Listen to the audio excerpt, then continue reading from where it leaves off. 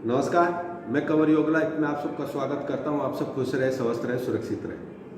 मेरा YouTube channel Kanwar योग life subscribe करें, शेयर करें। धन्यवाद। आज हम बात करेंगे अपान वायु का। अपान वायु हमारे शरीर में कहाँ पे होती है? मूलाधार चक्र के पास में उसका स्थान होता है। ये डायरेक्ट पेल्विक फ्लोर से संबंध रखती है।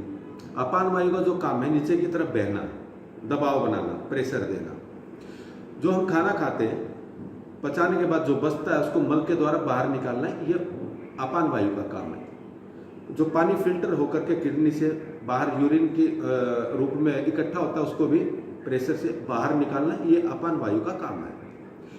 प्रजनन क्रिया भी अपान वायु के कारण होती है। महिला में, पुरुषों में जो वीर्य संकलन की क्रिया है वो भी अपान वायु के कारण होती है।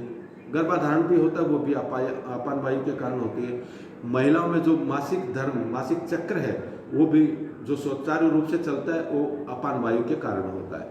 अगर हमारी अपान वायु दूषित हो जाए या कुपित हो जाए तो उसके जो साइड इफेक्ट है, उससे क्या क्या रोग पैदा होते हैं। सबसे पहले तो बड़ी आंतों को जो साफ करती है उसमें मल इकट्ठा होगा तो खट्टी डकार, एसिडिटी, बदहजमी शुरू हो जाएगी।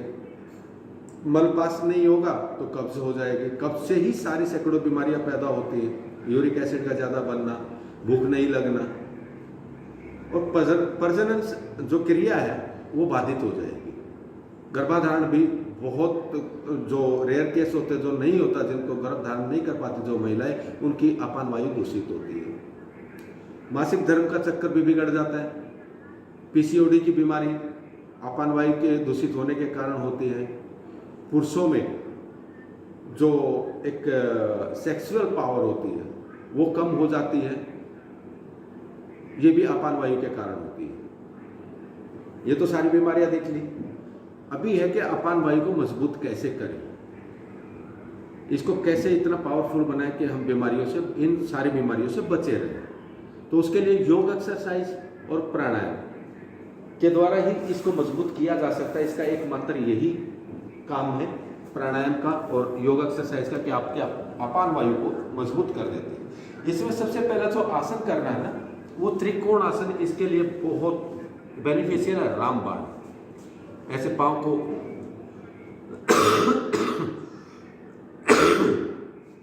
ओपन करें। त्रिकोण मोस्टली सब लोग जानते हैं। छत की तरफ देखें, ऐसे। ये पूरा नहीं आ रहा है, जगह शॉर्ट है पीछे। दूसरा आसन है, ये 10 से 12 टाइम, 10-10 दोनों साइड में करें। उसके बाद वाइड स्क्वाट्स करें, ऐसे होल्ड करना है। ये मूलाधार पॉइंट को स्ट्रेच देना है, लोअर एब्डोमिनल को प्रेशर देना है। जितना देर रुक सकते हैं, 10 सेकंड, 15 सेकंड, फिर जाए। 7 से 8 टाइम ये वाइड स्क्वाट्स करें, दंड बैठक करें। फॉरवर्ड बेंडिंग आसन जितने भी हैं इसके लिए बहुत फायदेमंद है। हस्तपादस्पर्शासन करें।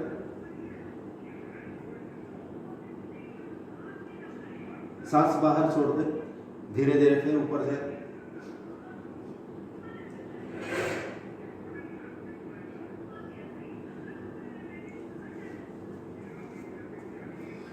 इसके बाद बैठ के पश्चिमोत्तानासन इसके लिए बहुत फायदा करता है। Breathe out, inhale, exhale. जितना आप झुक सकते हैं, जितना आगे तक जा सकते हैं उतना करिए। 8 से 10 टाइम ये भी कर सकते हैं। बटरफ्लाई इसमें बहुत फायदा करती है।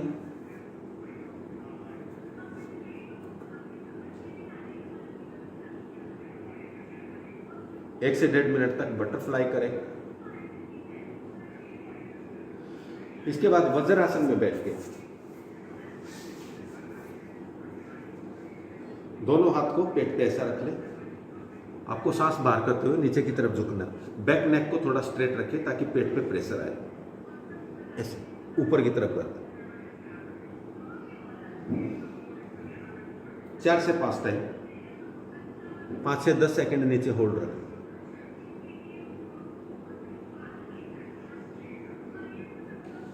इसके बाद पूरा भी कर सकते हैं आप हाथ आगे लेके फोरहेड को नीचे जमीन पर लगाएं।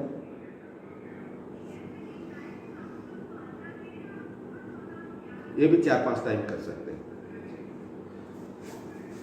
फिर इसको मजबूत करने के लिए सबसे बड़ा जो काम करता है वो मूल बंद करता है।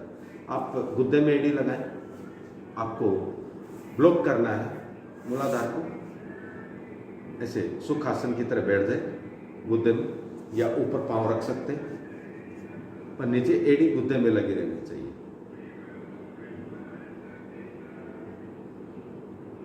दो से 2.5 मिनट तक मूल बंद लगा के बैठे। अब पूर्ण मूल बंद जो लगता है उसमें करना क्या, आपको धीरे धीरे सांस बाहर छोड़ना है। आपको गर्दन को, चिन को नीचे की तरफ चेस्ट पे लगानी है।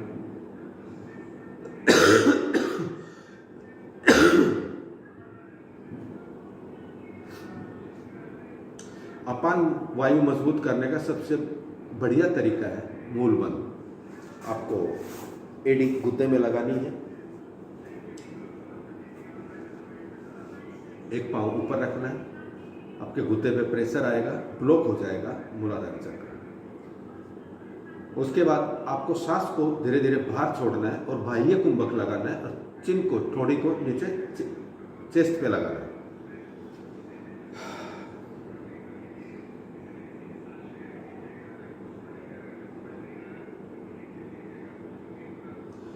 जितनी देर आप रोक सकते हैं सांस को, 10 सेकंड 15 सेकंड उसको रोकिए, फिर ऊपर आइए। ऐसे ही 4-5 टाइम करना है।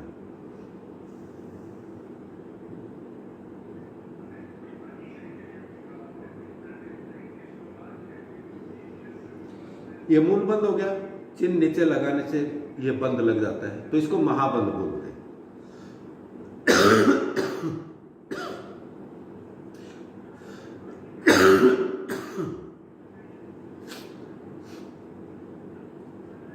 महाबंद अपान वायु को मजबूत करने के लिए सबसे आसान तरीका और मजबूत तरीका है।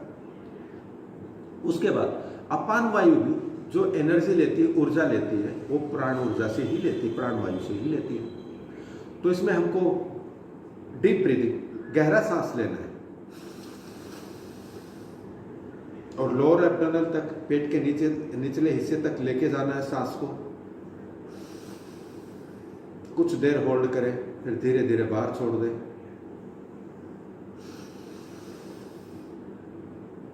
दस से 12 लंबी सांसें लेनी है। पूरा पेट भरना है सांस से, प्राण से पूरा पेट भरना है, चेस्ट भरना है, पूरे शरीर में प्राण ऊर्जा भर जाए। ये प्राण ऊर्जा ऑक्सीजन है, हमारे शरीर में ऑक्सीजन की कमी को पूरा करता है। डीप ब्रीथिंग, गहरे सांस लेना।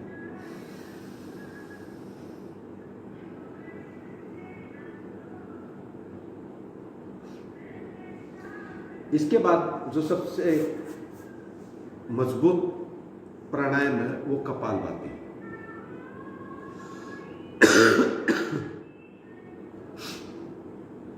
इसके बाद कपालभाति करनी है।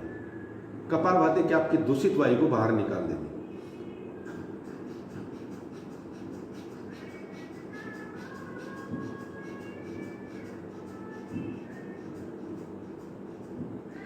फोर्सफुली ब्रीथ को आउट करना है।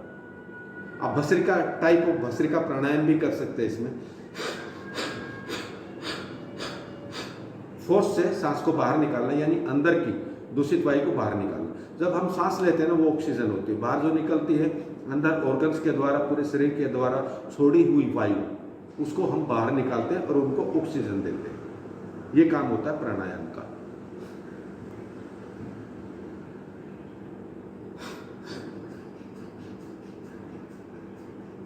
कपालभाति और भस्त्रिका प्राणायाम, ये दोनों कम से कम 2-2 से 3-3 मिनट तक करें तो बहुत फायदा होगा शरीर में। अभी ये एक्सरसाइज और ये प्राणायाम अपान वायु को बहुत मजबूत कर देंगे, और जो अपान वायु से होने वाली बीमारियां हैं उन सब में फायदा होगा।